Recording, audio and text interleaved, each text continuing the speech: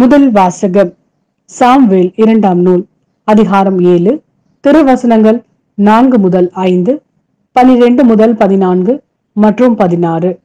அன்று இரவே ஆண்டவரின் வார்த்தை நாத்தானுக்கு அருளப்பட்டது. நீ சென்று என் ஊழியன் தாவீதிடம் ஆண்டவர் இவ்வாறு கூறுவதாக சொல். நான் தங்குவதற்காக எனக்கு ஒரு கோவில் கட்டப்போகிறாயா? உன் வாழ்நாள்கள் நிறைவு பெற்று நீ உன் மூதாதையரோடு துயில் கொள்ளும் போது உனக்கு பிறக்கும் உன் வழித்தோன்றலை உனக்கு பின் நான் உயர்த்தி அவனது அரசை நான் நிலைநாட்டுவேன். எனது பெயருக்காக கோவில் கட்டவிருப்பவன் அவனே. அவனது அரசை நான் என்றும் நிலைநிறுத்துவேன். நான் அவனுக்கு தந்தையாக இருப்பேன், அவன் எனக்கு மகனாக இருப்பான். அவன் தவறு செய்யும் போது மனித இயல்புக்கேற்ப அடித்து மனிதருக்கே உரிய துன்பங்களை தருவேன். என் முன்பாக உனது குடும்பமும் உனது அரசும் என்றும் உறுதியாய் இருக்கும். உனது அரியணை என்றுமே நிலைத்திருக்கும். இது ஆண்டவரின் அருள்வாக்கு. இறைவா, உமக்கு நன்றி.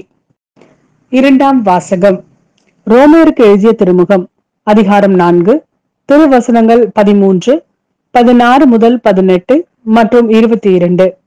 உலகமே அவருக்கு உரிமை சொத்தாகும் என்னும் வாக்குறுதி ஆபிரகாமுக்கோ அவருடைய வழிமரபினருக்கோ திருச்சட்டத்தை கடைபிடித்ததால் கிடைக்கவில்லை. நம்பிக்கை கொண்டு கடவுளுக்கு ஏற்புடையவர் ஆனதால்தான் அவ்வாக்குறுதி கிடைத்தது. ஆகவே கடவுளின் அருள் செயலால் நம்பிக்கை வாக்குறுதியின் அடிப்படை ஆயிற்று.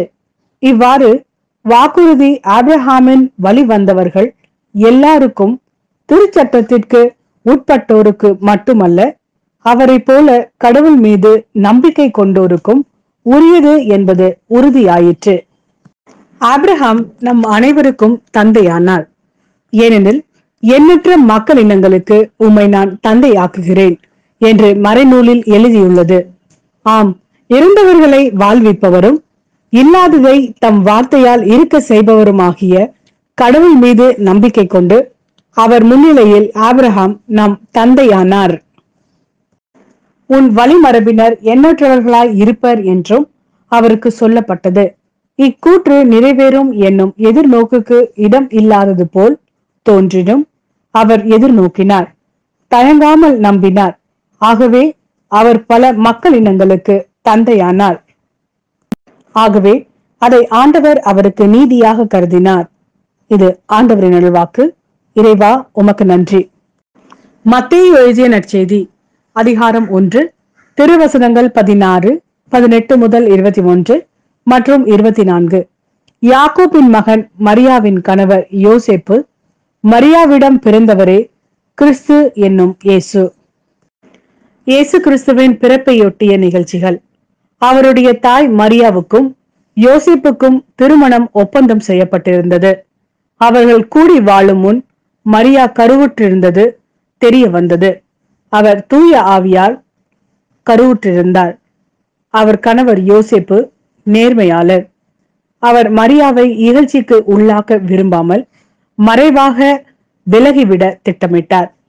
அவர் இவ்வாறு சிந்தித்துக் கொண்டிருக்கும் போது ஆண்டவரின் தூதர் அவருக்கு கனவில் தோன்றி, யோசேப்பே, தாவீதின் மகனே, உம் மனைவி மரியாவை ஏற்றுக்கொள், அஞ்ச வேண்டாம். ஏனெனில் அவர் கருவுற்றிருப்பது தூய ஆவியால் தான். அவர் ஒரு மகனை பெற்றெடுப்பார். அவருக்கு இயேசு என்னும் பெயரிடுவீர். ஏனெனில் அவர் தம் மக்களை அவர்களுடைய பாவங்களிலிருந்து மீட்பார் என்றார். யோசேப்பு தூக்கத்திலிருந்து விழித்தெழுந்து ஆண்டவரின் தூதர் தமக்கு பணித்தவாறே தம் மனைவியை ஏற்றுக்கொண்டார்.